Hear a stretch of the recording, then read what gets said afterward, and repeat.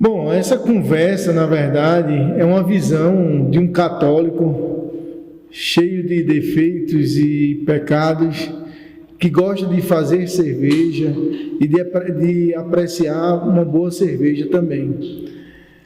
A cerveja é uma bebida fermentada, né, que é bem gastronômica, até mais do que o vinho, no meu ponto de vista. Também não vou entrar nessa celeuma, que é uma briga eterna entre o vinho e a cerveja, que é mais gastronômico.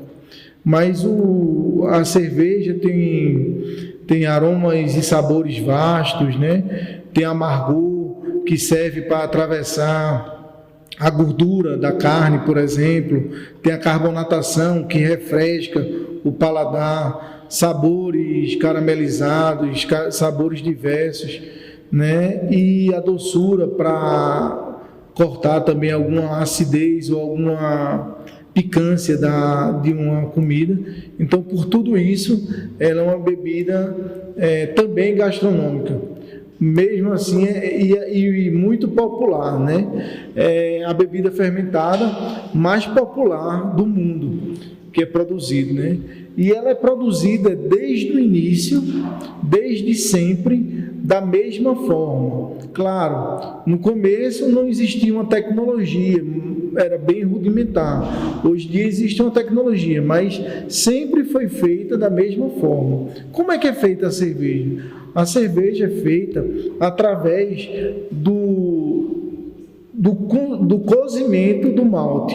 O malte é um grão, é um cereal que ele é umidificado para ser germinado. A partir do momento que ele é germinado, para-se a germinação dele, para ali para ali, como é que eu posso dizer? Ali ele vai ativar as enzimas, né? Para quando você for cozinhar esse malte, ele transformar o amido que tem no malte em açúcar. É isso que é feito. A gente cozinha o malte é transformado, o amido dele em açúcar. Esse mosto cheio de açúcares é filtrado e depois é fervido novamente, para aí, a partir desse momento que é fervido, baixa-se a temperatura dele, coloca-se a levedura e a levedura consome esse açúcar, excreta álcool e CO2. Esse é o processo. Muitas vezes os cervejeiros comentam que quem faz cerveja não é o cervejeiro, quem faz cerveja é a levedura. Isso foi descoberto lá na frente, né? Bem depois de quando foi feita a cerveja. Se acreditava que era mágico, essa história toda.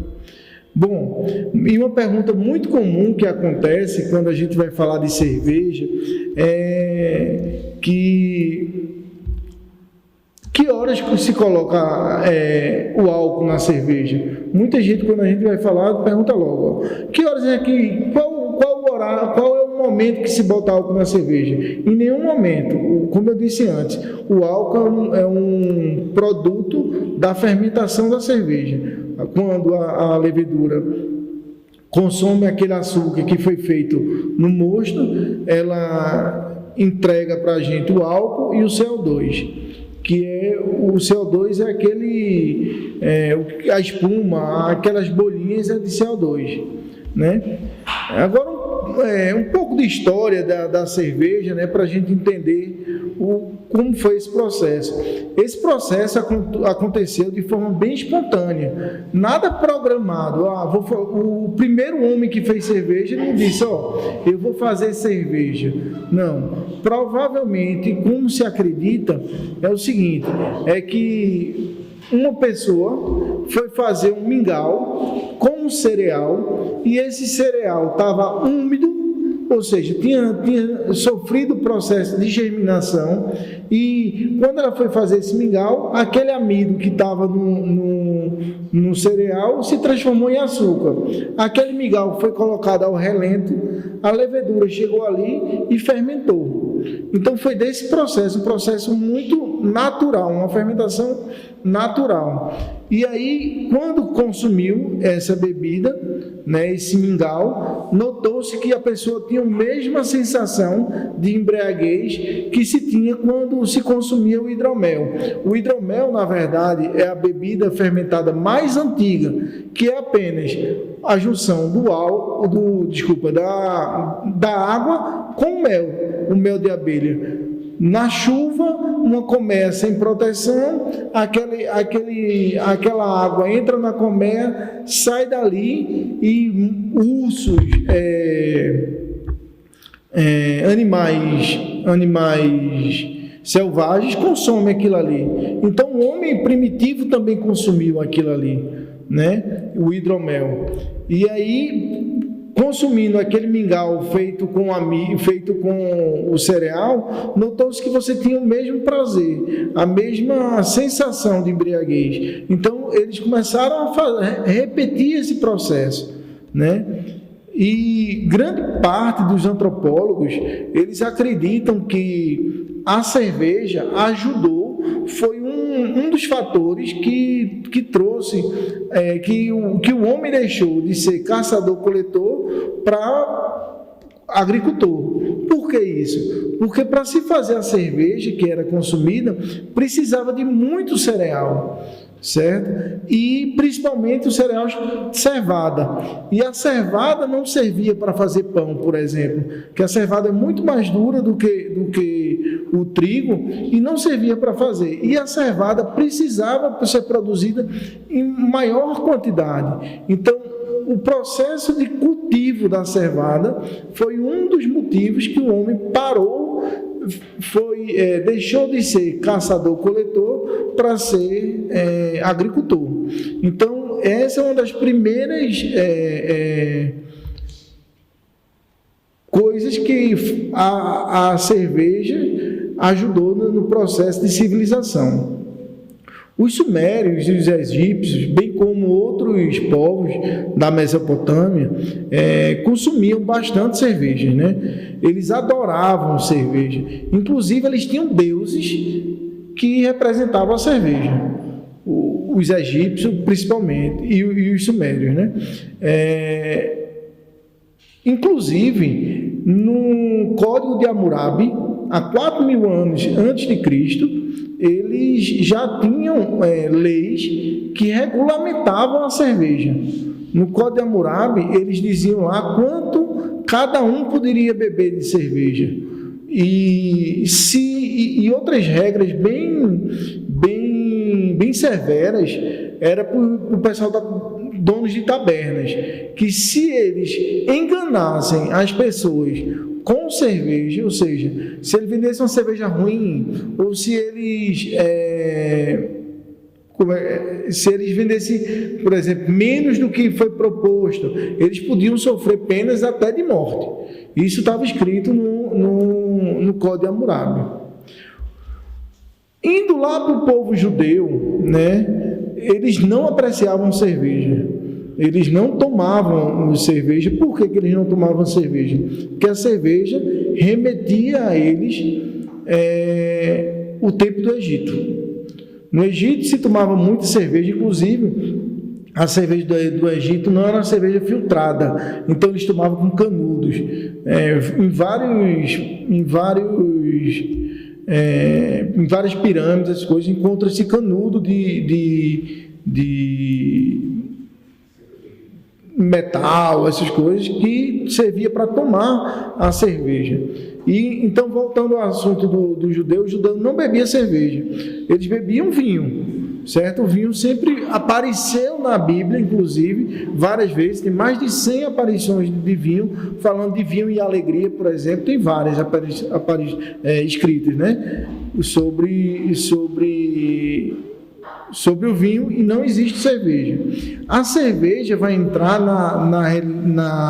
na igreja quando a religião se expande para a Europa, para o norte da Europa. Aí o seguinte, por quê? Naquela região já se produzia muita cerveja. É uma região que as pessoas produziam cerveja em casa. Hoje é muito comum ter cervejeiro caseiro, e naquela época isso era normal. Pois não. Penso também a questão da temperatura, né? Influencia também, né? Talvez o país mais frio, a questão da cerveja mais gelada, né? Também não tem a tecnologia que tem hoje. Mas existe ali onde era a terra onde Jesus veio, era um lugar que produzia uva, não se produzia os maltes. Então, por esse processo, não existia a cultura da cerveja, né? E aí ela vem lá em 400 depois de Cristo que vem a cultura da cerveja. Então, qual é o momento que ela vem? Quando chega a religião, o cristianismo no norte da Europa, eles foram instalados vários mosteiros, e os homens e mulheres que iam para o mosteiro, eles levavam para dentro do mosteiro a cultura de fazer cerveja, né? E a cerveja passou-se a ser um pão líquido que eles consumiam num período de jejum. Num período de jejum, os monges passavam o dia tomando cerveja, eles se alimentavam de cerveja e só à noite que eles comiam. Então servia como um alimento para eles, né? E essa melhora nesse processo ocorreu dentro do mosteiro. Os monges começaram a temperar as cervejas, a dar gosto na cerveja com o grute. O grute era um punhado de ervas, um molho como tem de coentro, de salsinha. Eles faziam esse molho e eles botavam na cerveja para dar gosto na cerveja. E essa cerveja começou a ter fama. Inclusive, ainda hoje, as cervejas com maior fama são as cervejas feitas nos mosteiros da Bélgica, da Holanda. Um pouquinho mais para frente eu vou falar sobre isso. Bom, e na Idade Média, esses mosteiros eram lugares com, como é que eu digo assim, eles eram lugares de estadia, né? Com boa comida, então, e lugares seguros para as pessoas pernoitarem. Vendedores, o pessoal os transeuntes, né? Eles dormiam no mosteiro. Então, essas cervejas começaram a ganhar fama. E aí serviu não só para consumo, mas também como forma de arrecadar dinheiro para a manutenção do próprio mosteiro. Ainda hoje, os mosteiros que produzem cervejas, eles vendem, mas esse lucro eles não têm. Mas essa arrecadação serve para a manutenção do próprio mosteiro, né? E essas cervejas monásticas, como eu disse, elas ganharam fama e ainda hoje elas são muito valorizadas no mercado cervejeiro. Por quê? Porque a quantidade delas é menor e a qualidade delas é muito superior. E são as famosas cervejas de abadia, ou cervejas monásticas, e as trapistes, que são as cervejas mais famosas que temos. Trapistes, eu sempre digo assim, que toda cerveja trapiste é cerveja de abadia, mas nem toda cerveja de abadia é cerveja trapiste. Por quê? Porque trapiste é só a ordem trapiste que faz a cerveja.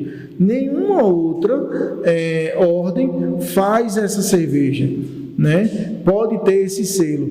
E isso aconteceu só em 1963, na Bélgica. Uma lei belga proibiu que outros mosteiros que não fossem da ordem trapiste a colocar no selo, colocar no rótulo da cerveja o nome trapiste, né? E aí o que aconteceu? E essa cerveja trapista, ela segue a ordem,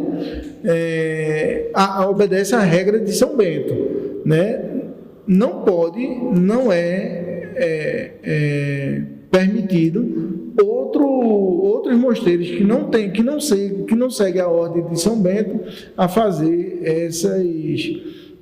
essas cervejas. Não é permitido ou eles somente não sabem? Não é permitido você colocar o selo de trapista em uma cerveja que não é feita pela ordem trapista, que é uma ordem que segue que obedece à regra de São Bento.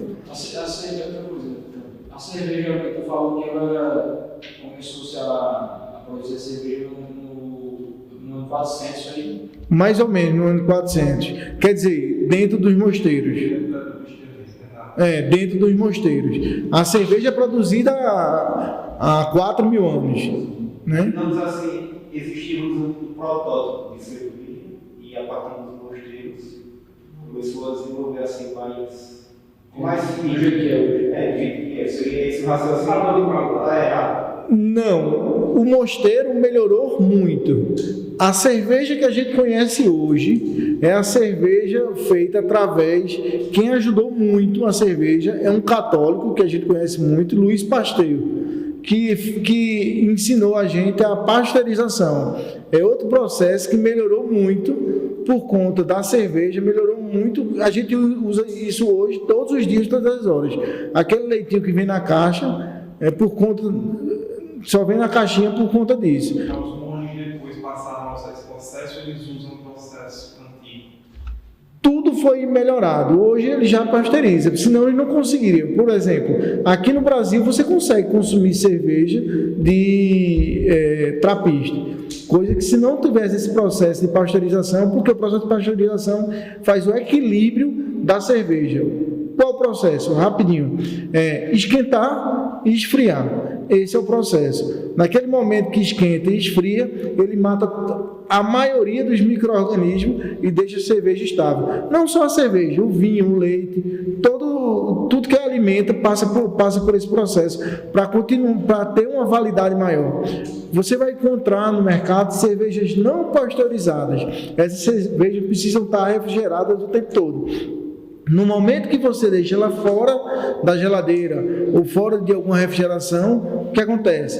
A levedura que está lá dentro, os micro-organismos começam a produzir. Você pode ter a gente chama de off-flavor, né? Pode ter gosto gostos e aromas não desejáveis no processo.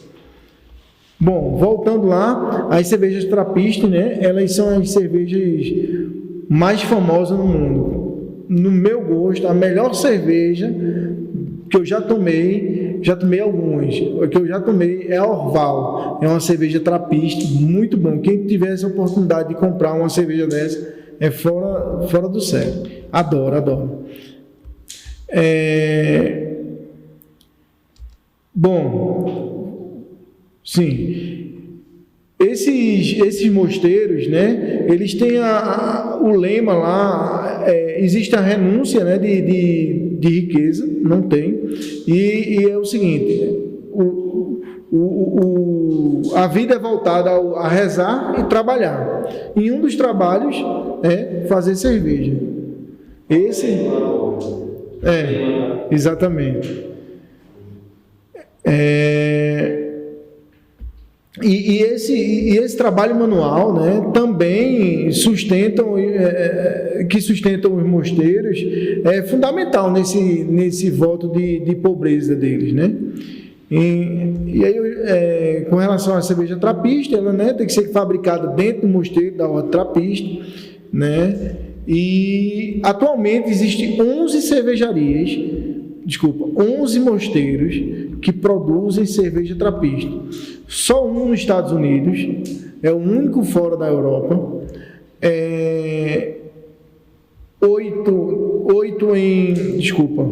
2 na Holanda, 2 na Holanda, 1 na França, 1 na Áustria e 6 na Bélgica. Acho que é isso, né? A Orval é na Bélgica. E aí eles produzem vários estilos, mas para você... Os estilos geralmente Duvel, Tripel, Blonde, Bershka Ale, né? Witbier, muito comum produzir. E é isso. São cervejas muito gastronômicas também, pela maioria sofrer a influência da escola belga de cerveja, e a escola belga sofre influência da escola, dos vinhos franceses. Então eles são cervejas muito gastronômicas, cervejas que, assim, nos melhores restaurantes são servidas, restaurantes com estrela,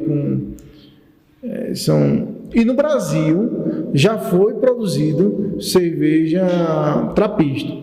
É uma curiosidade que a gente que tem. No Brasil, em 1904, chegou um grupo de monges vindo da França. Eles se instalaram em Taubaté, São Paulo, e eles produziram cerveja de 1904 a 1931. Em 1931, o padre Leopold volta para a França, né? E aí, quando ele volta para a produção de cerveja, só ele produzia cerveja nesse período, e ele volta para a França. Quando ele volta, a maioria também dos monges também volta, e depois fecha o mosteiro, né? Hoje esse mosteiro é um hotel lá em Taubaté, mas não só de cerveja eles fizeram, eles deram uma contribuição muito grande para a agricultura da região. Os mosteiros na Europa também são lugares de estudo, de agricultura, tudo isso, e eles sempre ajudaram no melhoramento da agricultura e da economia do local. No caso, se um mosteiro quiser produzir essa cerveja, tem que ter o protocolo do lugar, ter as condições para plantar, ou tem que ter uma autorização, por exemplo, aqui em Garanhuns a gente tem um mosteiro, se eles quisessem começar a produzir, teria algum... Nenhum problema. Para ele produzir aqui, ele vai ter que montar uma estrutura de cervejaria. Então, a estrutura é simples, não precisa de nada muito grande, né? Porque fazer cerveja é simples. Eu sempre digo assim: você já fez uma feijoada? Se sim, você sabe fazer cerveja. Não tem nada de mistério, né? Depois eu posso voltar e mostrar ponto a ponto, só para a gente não perder o traçado aqui. Depois eu digo a vocês exatamente como é que é o processo de fazer cerveja. E aí, quando ele volta para a França, em 1931, para a produção, e aí se encerrou, e hoje a gente não tem mais cerveja trapista. Eu sei que em Santa Catarina tem umas monjas preparando uma cervejaria. Essa informação que eu tenho foi de fevereiro, que elas começaram o processo para montar a cervejaria.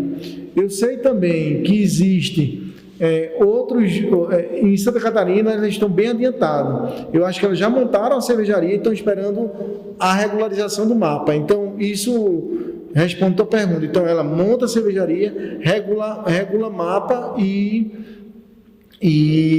compra uma matéria-prima e faz cerveja. Bom, e essas irmãs estão se preparando para fazer cerveja. Não vai ser uma cerveja trapista. Por quê? Porque para fazer a cerveja trapista tem que estar dentro daquela Associação Internacional dos Mosteiros Trapistas, que são 18. Só 11 produzem, mas 18 têm a autorização para ter o carimbo de trapista, cerveja trapista. Então vai ser uma cerveja de abadia. Outra coisa que liga muito a religião católica com a cerveja é uma festa que se expande a partir dos anos 90, vem se expandindo muito, que é a St. Patrick Day, Dia de São Patrício, né, que é o padroeiro da Irlanda. A Irlanda sofreu na década de 80, as pessoas saíram de lá por motivos diversos, problema de economia, teve seca e tal, e aí eles foram uma maioria, muitos para os Estados Unidos, e lá nos Estados Unidos eles começaram a divulgar a festa de São Patrício, né? E a festa de São Patrício hoje é uma festa mundialmente conhecida. Inclusive aqui em Pernambuco, nós temos lugares que festejam a festa de São Patrício no dia 17 de março. Só um parênteses, esse aí tu corta. No meu aniversário, que é 23 de março esse ano, o tema foi São Patrício.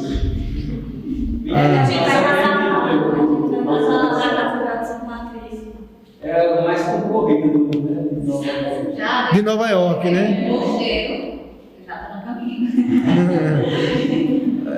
De Nova York é a mais famosa, né? O padrão de Nova York, né? Porque tem muito imigrante. Exatamente, muito imigrante irlandês.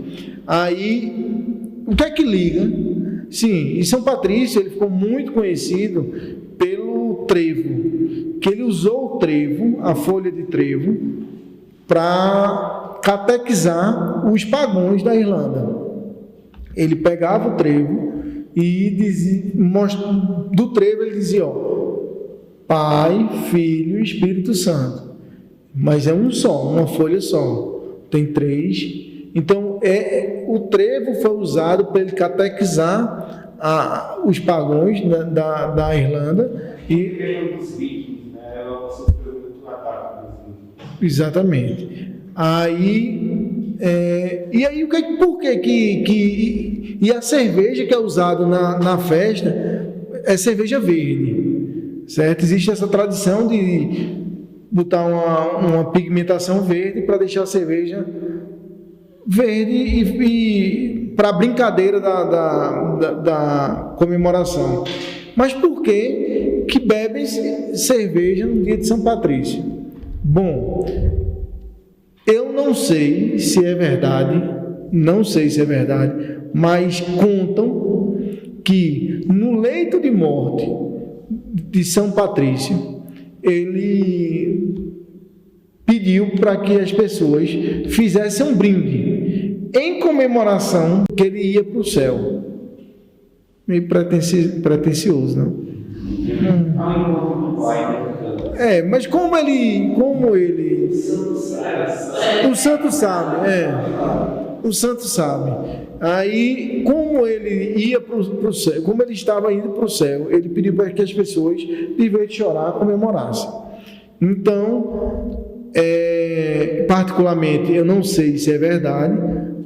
Procurei em alguns cantos para saber se era verdade, não vi, mas existe, eu também não sei se é só justificativa para a quantidade de bebidas que é consumida no dia, que isso não é certo.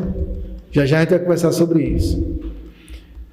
Santo Arnulfo de Metz também é outro santo ligado à cerveja. Esse é o padroeiro dos cervejeiros, né? Respondeu na hora, não foi?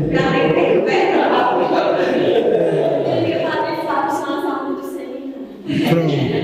Ele é o padroeiro da cerveja, né? Ele é o padroeiro da cerveja.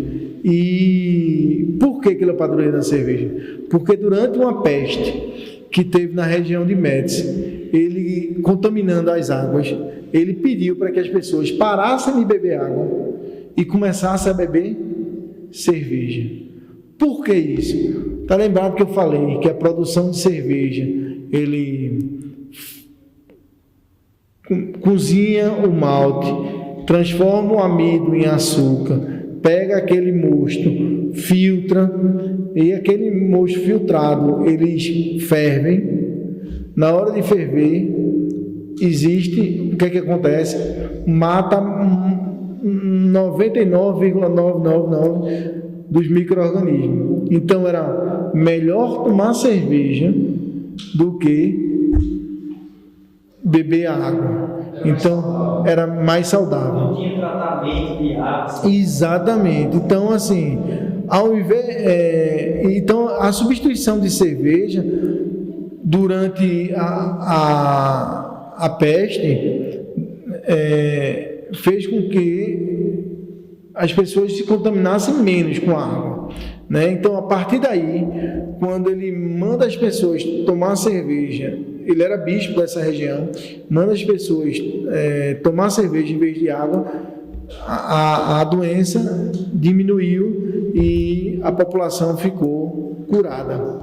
E por isso que ele é considerado o padroeiro dos cervejeiros. Outra coisa, uma outra curiosidade que existe na cerveja, que muitas pessoas não sabem, é que a própria Igreja Católica tem uma oração de abençoar a cerveja.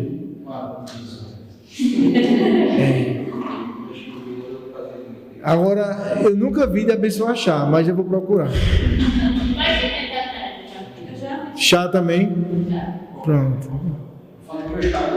Pronto, ele nessa bênção, né? Ele abençoa a cerveja. Por qual motivo, né? Porque ela é uma parte da boa criação de Deus e um dom maravilhoso para o usufruto humano, né? Só não vou pedir para eu rezar aqui a oração. Achou? Pronto. Depois, com você com sua voz aí no fundo, bota ele assim, fazendo a oração. Gostasse da ideia?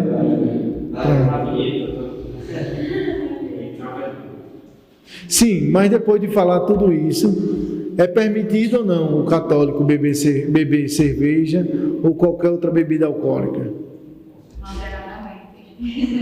Na Bíblia existem várias passagens com bebida alcoólica, né?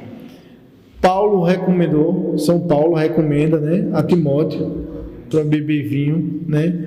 Uma das mais citadas é o primeiro milagre de Jesus Cristo, né, nas bodas de Caná, que Jesus, a pedido de sua mãe, transforma a água em vinho, né? E era vinho, não era suquinho de uva, não era, era o shecar, né? Então, como diz Dom Henrique Soares, vamos parar de puritanismo, que puritanismo é de seitas, né? Isso não sou eu que estou falando, não. Quem falava era ele. Então a igreja proíbe o abuso, proíbe a embriaguez. Então beber uma cerveja, beber um vinho, um aperitivo de forma consciente, com prudência, com moderação, não é proibido. Na verdade, quando você bebe com equilíbrio e na justa medida, é até um testemunho. Então, você sabendo qual é essa justa medida, é um testemunho. A igreja também não diz que é para todo mundo beber, né? Ela não incentiva a bebida. Tanto é que, por exemplo, em muitas dioceses, o bispo proíbe que seja consumido em festas dentro da igreja ou em festas religiosas, ele não permite, né? Mas o próprio Papa Francisco diz o seguinte, que um casamento regado a chá não é tão alegre quanto um regado a vinho ou a cerveja. O Papa Bento XVI consome, não sei, cerveja, né? Tem fotos dele bebendo cerveja, coisa mais linda do mundo, uma canecona assim de 1 litro, né? Como um digno alemão, né, que ele é. Então, para finalizar, claro, depois a gente vai conversar mais, mas eu gostaria também de dizer que essa conversa da gente também não tem intenção nenhuma, mas nenhuma mesmo, de incentivar a bebida para ninguém. A bebida tem que ser feita, cada um tem que saber o que é, se pode ou se não pode. Beber na medida certa, você vai dar um testemunho. E não beber também é um testemunho. Então você não perca a sua santidade por um copo de cerveja, né? Eu sempre digo isso. Você não pode perder o céu por uma cerveja, por um vinho. Se isso vai lhe tirar da sua consciência, não beba. E se você tiver algum problema com álcool, procure uma pastoral da sobriedade. Eu não conheço aqui em Garanhuns. Quem tem? Não tem. Eu sei que tem encontros na São Geraldo dos Alcoólicos Anônimos. Mas pastoral não sei. Mas nas cidades grandes geralmente tem pastorais da sobriedade. E também, mesmo que a gente, enfim, não tenha nenhum tipo também às vezes é um ato de caridade, a gente não beber quando a gente está próximo do meio que tem problema nenhum. Perfeito. Então é o seguinte, um padre que conhece o seu povo, conhece todo mundo e ele não permite que beba, né? Por quê? Porque ele conhece tanto que ele sabe que ali tem 2, 3, 1 que não pode beber. Então, esse ato de caridade, de não oferecer a bebida, não deixar perto a bebida de uma pessoa que não tem essa consciência, é um ato de caridade. Perfeito. Bom, gente, esse bate-papo, na verdade, é uma forma de agradecimento à confraria por receber não só a mim, como a minha família, e o tempo todo vocês ajudam no conhecimento católico, a gente adquirir esse conhecimento, então é uma forma de retribuir uma pequena, um riscozinho, tanto que vocês deram já para a gente e vão continuar dando. Desde já agradeço a todos a paciência e quem quiser tomar uma cerveja, pode me chamar.